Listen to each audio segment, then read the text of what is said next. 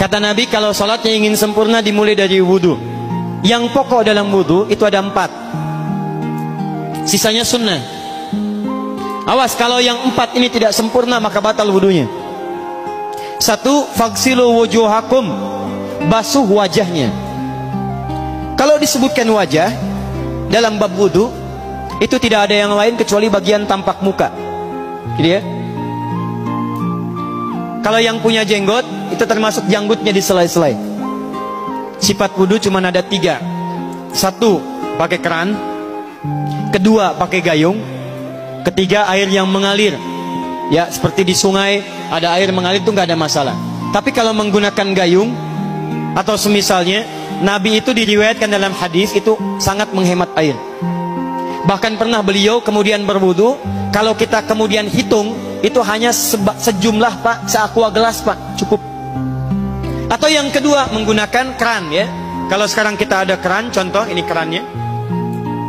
Ya, kerannya agak tinggi sedikit. Dan kita sesuaikan. Ambil airnya. Misal contoh, ghosala. Ghosala itu bukan ditumpahkan, ambil air, tumpahkan di tempat yang akan dibasuh gini. Yang telunjuk itu kemudian menghapus atau menghilangkan kotoran di sela-sela mata, contoh. Yang jempol menghilangkan kotoran di sela-sela telinga bagian belakang di sini. Ya.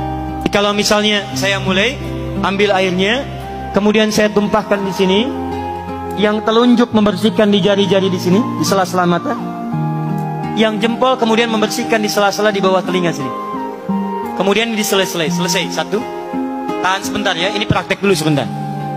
2. Wa aydiyakum ilal marafiq, ini yang sering keliru. Dan tangan sampai siku. Jadi saat kita mengambil air wudhu, ambil airnya, tumpahkan dari sini ilal marafiq sampai ke siku ke sini. Balikan lagi ke depan. Jadi bukan kerannya dibeginikan, sikunya dibeginikan, takut, bukan. Jadi bukan siku diteruskan ke bawah. Yang tepat itu ambil airnya, kemudian basuh dari sini sampai dengan ke sikunya. Hati-hati, ini ada maknanya.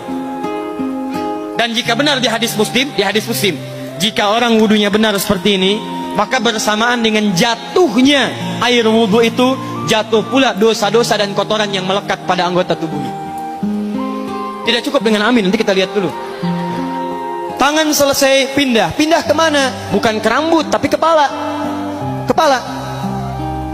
Jadi dalam bab wudu yang diusap bukan rambutnya, kepalanya. Itulah keadilan Allah. Kalau yang diusap kepalanya, semua manusia yang hidup pasti punya kepala. Tapi kalau yang diusap rambutnya, ada ketidakadilan, karena tidak semua orang punya kepala, punya rambut. Tuh. Nah sekarang lihat sini. Ketika kita diminta mengusap kepala, bahasanya masaha. Masaha itu begini. Ini saya punten. Bismillah. Ini ya. Ambil airnya, tumpahkan, baru kemudian diusapkan ke kepalanya. Paham ya? Kalau yang ghosala, ambil, tumpahkan di tempat yang akan dibasuh. Tapi kalau masaha, hati-hati. Ambil airnya, tumpahkan, baru diusap. Jadi bukan diambil air, tumpahkan di kepala begini. Yang dibasuh kepalanya bukan rambutnya.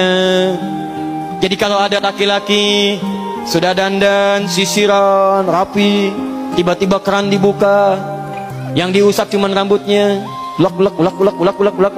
Itu batal wudunya. Tidak sah. Harus diulang. Terakhir kaki dibasuh sampai dengan bagian mata kakinya, dan ini tidak perlu saya terangkan karena mudah bagi kita untuk mempraktekannya. Tapi yang ingin saya jelaskan satu ini saja. Perhatikan baik-baik. Yang 4 ini wajib wudu. Tambahannya sunnah. Niat dimasukkan dalam wajibnya. Lihat sini. Kumur-kumur sunnah. Telinga sunnah. Istinsyak sunnah. Yang 4 ini wajib.